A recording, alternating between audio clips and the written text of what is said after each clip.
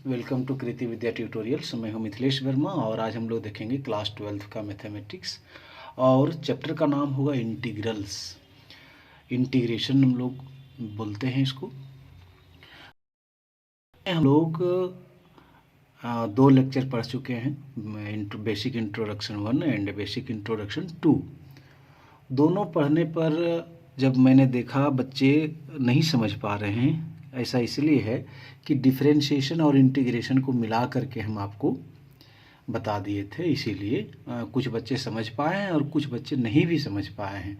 तो हम लोग सिर्फ इंटीग्रेशन का 14-15 फार्मूला भी देखेंगे और उसी पर बेस्ड क्वेश्चन देखेंगे और आज एक्सरसाइज भी स्टार्ट करेंगे एनसीईआरटी का 7.1। तो आइए हम लोग सिर्फ आज इम्पोर्टेंट रिजल्ट्स देखते हैं और इंटीग्रल्स का। हाँ, इम्पोर्टेंट रिजल्ट्स इसको हम बता चुके हैं, लेकिन उसमें डिफरेंशिएशन और इंटीग्रेशन को एक साथ लेके चले तो कुछ बच्चे समझ गए लेकिन कुछ बच्चे नहीं समझ पाए। तो उसके जो नहीं समझ पाए उन लोगों के लिए हम फिर से बता रहे हैं। पहला है integration of x to the power n dx। हाँ, तो x to the power n dx का इंटीग्रेशन जो पावर है उसमें एक जोड़ देते हैं n+1 अपॉन n+1, है ना। और जब भी इंटीग्रेशन का ये साइन हटता है तो उसके एवज में हम लोग क्या दे देते हैं, कांस्टेंट c, जिसको कहते हैं कांस्टेंट ऑफ इंटीग्रेशन। तो ये पहला हम लोग देखें। दूसरा देखेंगे कि 1/x dx का हम लोग सीधा जानेंगे इसका इंटीग्रेशन क्या होता है, तो log x प्लस c। तीसरा की यदि हम लोग बात करें तो e to the power x का इंटीग्रेशन, तो e to the power x का इंटीग्रेशन हो जाएगा e to the power x plus c। करें तो a to the power x का integration, a to the power x का इंटीग्रेशन शुरू वाले वीडियो में हम इसको समझाए हैं, तो अभी आपको सीधा रिजल्ट याद रखना है, इम्पोर्टेंट रिजल्ट है। तो a to the power x का हो जाएगा a to the power x upon log a plus c। पांचवा है कि साइन x का इंटीग्रेशन, तो साइन का इंटीग्रेशन डायरेक्ट आप ध्यान में रखेंगे minus cos x plus c। अब हम लोग सब देख लेते हैं ट्रिगोनोमेट्री वाला। कॉस x का इंटीग्रेशन, तो कॉस x का इंटीग्रेशन आप ध्यान साइन x प्लस c। सातवां में है टेन x का इंटीग्रेशन, तो आप टेन x का इंटीग्रेशन हम पीछे में नहीं बताए थे, अभी बता दे रहे हैं। टेन x का इंटीग्रेशन आप सीधा log sec x plus c ध्यान रखेंगे। आगे इसको डिटेल से हम समझाएंगे, अभी आप इसको ध्यान में रखिएगा। 8 में हम यदि बात करें cot x का, cot x का इंटीग्रेशन होता है log sin x plus c। आठवां है ना, सॉरी नौमा हम लोग sine cos tan cot cosec का, तो कॉसेक x का इंटीग्रेशन आप ध्यान में रखेंगे कि log cosec x minus cot x plus c। और 10 में हम लोग ध्यान में रखेंगे कि कॉसेक का हो गया, आपकी बार सेक का ध्यान रख लेते हैं। सेक x का इंटीग्रेशन log सेक x प्लस 10x, log सेक x plus 10x plus c, है ना। इतना ध्यान में रखिएगा। इसको हम लोग डिटेल से समझेंगे, इसको एक्सप्लेन करके देखेंगे, इसको प्रूव करके देखेंगे, लेकिन फिलहाल अभी इम्पोर्टेंट रिजल्ट्स के नाम से हम आपको दे रहे हैं, ध्यान रखेंगे। अब 11 नंबर में हम लोग देखेंगे सेक स्क्वायर एक्स का इंटीग्रेशन, सेक स्क्वायर एक्स का इंटीग्रेशन। तो सेक स्क्वायर एक्स का इंटीग्रेशन आप 10x प्लस सी ध्यान में रखेंगे। अब कॉसेक स्क्वायर एक्स का इंटीग्रेशन की हम बात कर लें तो कॉसेक स्क्वायर एक्स का इंटीग्रेशन क्या होता है, minus cot X plus C. और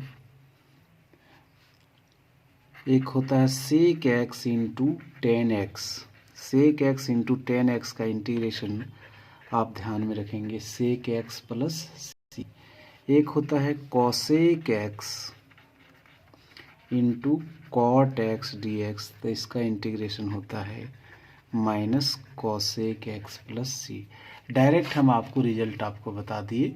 सबसे पहला चैप्टर में, सबसे पहले लेक्चर में हम लोग इसको देखे थे कि आखिर कैसे हम लोग इसको डिफरेंशिएशन से रिलेट करके इसको ध्यान में रख सकते हैं। लेकिन बच्चे कहते तो आप इसको भी डायरेक्ट याद रखेंगे तो भी काम बन जाएगा आपका। कुछ 15 में इस तरह का लोग इंटीग्रेशन याद रख लें कि D X upon root under 1 minus X square, इसका इंटीग्रेशन जो होगा वह होगा sine inverse X plus C. और 16 में हम देखते हैं कि D X upon 1 plus X square, इसका जो इंटीग्रेशन होगा वह होगा tan inverse X plus C. और 17 में हम लोग एक और फार्मूला याद रख लेते हैं, D X upon mod X upon X square minus is equal to, इसका हम लोग याद रख लेंगे sec inverse X plus C. तो 17 हो गया। चलिए इसको 20 पूरा कर देते हैं। डी एक्स का इंटीग्रेशन, तो डी एक्स का इंटीग्रेशन क्या हो जाएगा, एक्स प्लस सी सिंपली। 19 यदि बोल दिया जाए डी वाई, तो डी वाई का Y plus constant of integration. और 20 में हम लोग मान लीजिए 1 डी एक्स है, तो भी यहाँ मान लीजिए 4 डी एक्स है, तब 4 को हम लोग बाहर निकाल लेते हैं और डी एक्स छोड़ देते हैं, तब 4 का 4 और डी एक्स का क्या हो गया, एक्स प्लस सी। तो ये हो गया हम लोगों का इंटीग्रेशन था और डायरेक्ट इम्पोर्टेंट रिजल्ट्स था। अब इससे आधारित हम लोग क्वेश्चन देखेंगे। तो आइए देखते हैं इस पर आधारित कुछ क्वेश्चन, सम इम्पोर्टेंट प्रॉब्लम्स इसी पर आधारित। अभी हम प्रयास कर रहे हैं कि आप इसको सीख जाएं, और जब सीख जाएंगे तो बड़ा इजी लगने लगेगा। तो एक्सरसाइज शुरू करने से पहले हम 3 लेक्चर आपको बेसिक इंटीग्रेशन 1, बेसिक इंटीग्रेशन 2, ये बेसिक इंटीग्रेशन 3 से समझाने का प्रयास कर रहे हैं। फिर हम लोग एक्सरसाइज पकड़ेंगे और एक एक क्वेश्चन बनाएंगे इसका। तो क्वेश्चन इस तरह हो सकता है कि इंटीग्रेशन ऑफ, आप बता दीजिए, e to the power 2x dx। हाँ, तो हम लोग देखे थे इंटीग्रेशन का, इंटीग्रेशन देखे थे e to the power x dx का integration e to the power x plus क्या था, c। लेकिन यहाँ e to the power 2x है तो e टू द पावर आप 2x लिखेंगे। और साथ ही साथ इंटीग्रेशन का सबसे बड़ा खासियत है कि x के साथ जो गुना में होता है वो डिवाइड में आ जाता है प्लस c। तो इंटीग्रेशन में जो x के साथ मल्टीप्लाई में रहेगा वो डिवाइड में आ जाएगा। हम बार बार एक चीज़ को समझाने का प्रयास कर रहे हैं। डिफरेंशिएशन में यदि हम लोग डिफरेंशिएशन करते थे e to the power 2x का, तो यहाँ हो जाता था e to the power 2x का e to the power 2x, और x के साथ जो गुना में रहता था वो गुना में आ जाता था। चूँकि इंटीग्रेशन उसका उल्टा है तो गुना का भाग यहाँ भाग में आ जाता है। तो आप ध्यान रखिएगा कि x के साथ जो मल्टीप्लाई में रहेगा उससे हम लोग डिवाइड कर दिया करेंगे। हाँ, दूसरा है यदि बोल दिया जाए कि 3x पे पावर -4 dx, इस तरह का, तब हम लोग क्या करेंगे कि जो कांस्टेंट होता है, जो अंक होता है, उसको बाहर निकाल लेते हैं। x पे पावर -4 और ये dx। अब क्या हो जाएगा, 3 का 3 और x पे पावर में 1 जोड़ देंगे, -4 + 1 और -4 + 1। जब भी पावर में होता है तो पावर में 1 जोड़ते हैं, उतना ही डिवाइड कर देते हैं। तो ये हो जाएगा 3 और x पावर -3 बटे -3 + c। ये 3 क्या हो जाएगा, कैंसिल। तो इसको हम लोग इस माइनस को भी हटाना चाहें तो 1/x³ प्लस क्या हो जाएगा, c। तो ये हो गया हम लोगों का ये दूसरा इंटीग्रेशन। ठीक है, अब इसमें हम लोग तीसरा सीखना ये चाह रहे हैं कि cos 4x का इंटीग्रेशन क्या होगा। तो cos 4 का इंटीग्रेशन हम लोग डायरेक्ट जानते हैं, cos का इंटीग्रेशन डायरेक्ट जानते हैं, क्या होता है, sin 4x। अब x के साथ क्या मल्टीप्लाई में है बताइए, 4, तो यहाँ 4 से डिवाइड करेंगे। जब हमने पढ़ाया, बच्चों को क्वेश्चन बनाने दिए, तब लगा कि ये 4 तो भूल जाते हैं बच्चे, तो इसको नहीं भूलना है बच्चे। आपको जो x के साथ जो मल्टीप्लाई में होगा ना, उससे डिवाइड करते चलना है। अब नेक्स्ट है कि यदि बोल दिया जाए कि हमने देखा दे करके क्वेश्चन कि tan² 5x का इंटीग्रेशन क्या होगा, तो tan² 5x का इंटीग्रेशन नहीं होता है। तो tan² x का इंटीग्रेशन हम लोग नहीं देखे थे। tan² को हम लोग sec² 5x - 1 इस तरह से लिख सकते हैं। हम लोग पढ़े थे ना 10 क्लास में, tan² थीटा = sec² थीटा - 1। अब इसको अलग अलग कर लेंगे तो क्या हो जाएगा कि sec² 5x dx minus dx। अब बताइए, sec² 5x का इंटीग्रेशन पढ़े हम लोग, क्या पढ़े, sec² 5x का tan 5x। अब बताइए x के साथ कितना गुना में है, तो 5, यही 5 नहीं देते जो कि गलत हो जाता है आप लोगों का। और माइनस dx का क्या होता है, x + c। तो ये आंसर हो गया। तो tan² 5x का इंटीग्रेशन हम लोग कैसे करेंगे, सो आप समझ गए होंगे, है ना। एक और बड़ा ही इजी सवाल हम लोग देखते हैं। इसमें क्या है कि ये 7x² + 8x + 9 dx, तो इसको अलग अलग कर सकते हैं, 3 पार्ट में बट जाएगा ये। इसको हम लोग लिख सकते हैं 7x² dx + 8x dx + 9 dx, अलग अलग कर लिए। अब जो कांस्टेंट है उसको बाहर कर लीजिए, जो अंक है उसको घर से बाहर कर दीजिए। बोले x² dx + 8x dx plus यहाँ से 9 बाहर हो गया तो dx।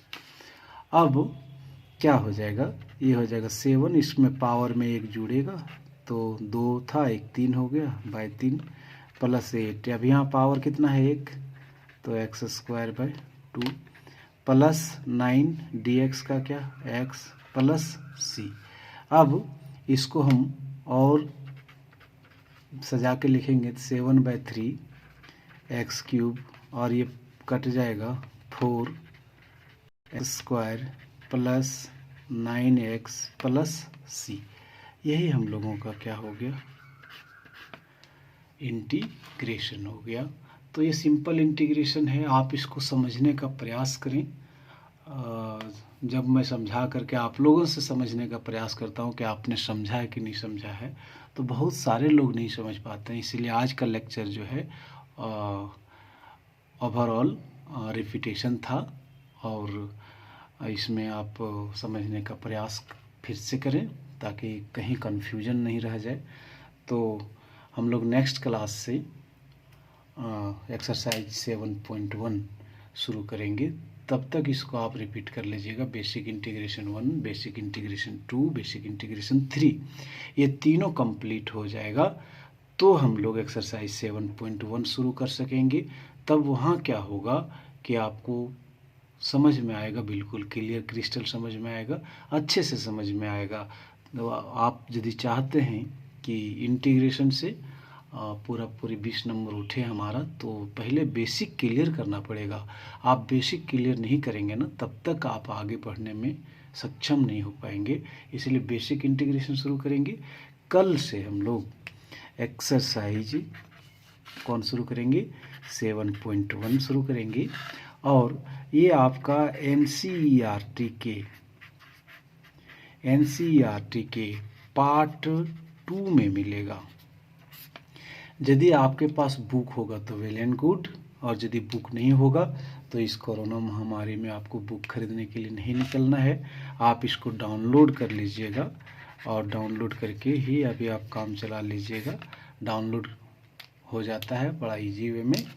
तो हम लोग कल से एक्सरसाइज 7.1 शुरू करेंगे। Thank you.